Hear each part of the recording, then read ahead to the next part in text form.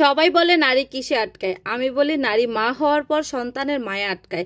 এরকমই একটা পোস্ট করেছিলাম কালকে আমি আমার একটা পেজে, কিন্তু সেই পোস্টের নিচে অনেক অনেক ভাইয়ারা এসে এমন এমন কমেন্ট করেছে যেটা দেখে আমি অবাক। সত্যি ভাইয়াদের জন্য খারাপ লাগতেছে। সব মেয়েরা কিন্তু, সব মায়েরা কিন্তু সন্তানের মায়া আটকায়ও না। আসসালামু আলাইকুম, সবাই কেমন আছেন? আশা করছি সবাই ভালো আছেন।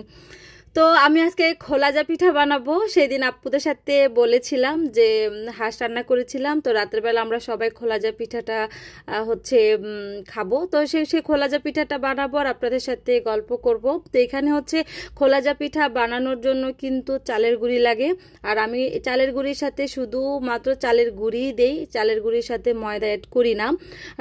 অনেকে করে কারণ হচ্ছে সফট থাকে, কিন্তু অথেন্টিক যেটা বলে বা আমরা ছোটবেলা থেকে যেটা দেখে আসছি, যেটাতে আপনার একদম চালের গুঁড়ি দিবেন, কুসুম গরম পানি দিয়ে, একদম কুসুম গরম না কিন্তু, লবণ দিয়ে পানিটা ধরবেন এবং যত বেশি হাঁসের ডিম দিতে পারেন।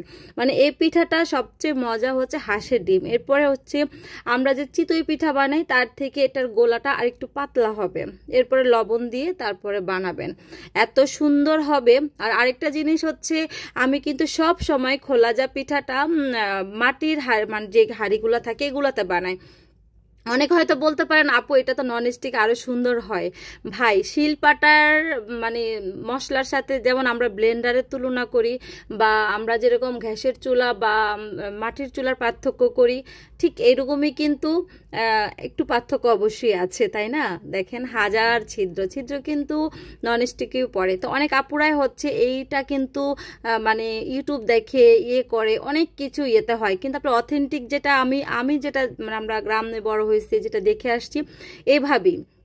তো যাই হোক, যেটা বলেছিলাম, গতকালকে রাতে আমি আমার আরেকটা পেজে লাইফস্টাইল অফ কৃষ্ণা পেজে একটা পোস্ট করেছিলাম রাতে, যে সবাই বলে নারী কিসে আটকায়, আমি বলি নারী মা হওয়ার পর তার সন্তানের মায়া আটকায়। তো বিভিন্ন গ্রুপে হচ্ছে যখন পোস্টটা শেয়ার করেছিলাম, তো সেই শেয়ারে অনেক ভাইয়ারা সেখানে কমেন্ট করেছে, আপু সব মায়েরা কিন্তু সন্তানের মায়া আটকায় না। তো একটা দুইটা কমেন্ট দেখে আমি মনে মনে ভাবতেছি, বেটায় পাগল নাকি, কি বলে, মায়েরা তো তার সন্তানের মায়ে আটকাবে। কিন্তু আরেকটা ভাইয়া এত ডিটেলস কমেন্ট করলো, তারপরে ভাবলাম হ্যাঁ, আমরা তো সব মা না। মানে কিছুদিন আগেও যে নদীতে একটা বাচ্চাকে ফেলে দেওয়া হয়েছিল, মানে কত কত ঘটনা ঘটে আমাদের মেয়েদের। এখন কিন্তু পুরুষের তুলনায় বাচ্চাদের কোনো সমস্যাও লাগে মায়েদের ধরে। আসলে যুগের সাথে সাথে কি মায়েদের মনও চেঞ্জ হয়ে গেছে আমি আসলে জানি না, তবে কোন নারী কীরকম সেটা আমি জানি না। আমি আমার সন্তানের মায়াই সবচেয়ে বেশি আটকাই, এটাই বড় কথা। এই যে দেখেন কি সুন্দর হাজার ছিদ্রযুক্ত হচ্ছে এই খোলাজা পিঠা।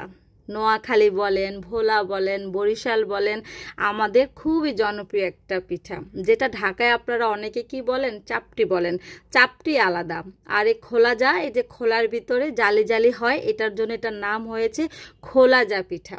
অনেকে বলে ঢুলাইন্না, তারপর অনেকে বলে পাতলা চিতই পিঠা, আমাদের গ্রামে যেটা বলে পাতলা চিতই পিঠা। এত সুন্দর হয়েছে, একটা একটা করে ভেজেছি আর আমার বড় ছেলেকে দিয়েছে, ও খুব মজা করে খাচ্ছিল। আর ও আজকে অনেক দিন পর্যন্ত বলতেছিল নানু আসে না কেন, নানুকে আসতে বলো।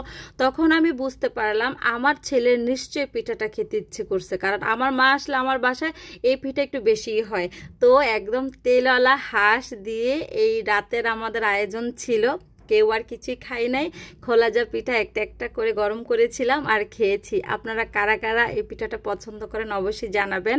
আর আমি আজকে যে কথাটা দিয়ে শুরু করেছিলাম সেটার সাথে আপনারা একমত কিনা সেটাও জানাবেন। আসসালামু আলাইকুম।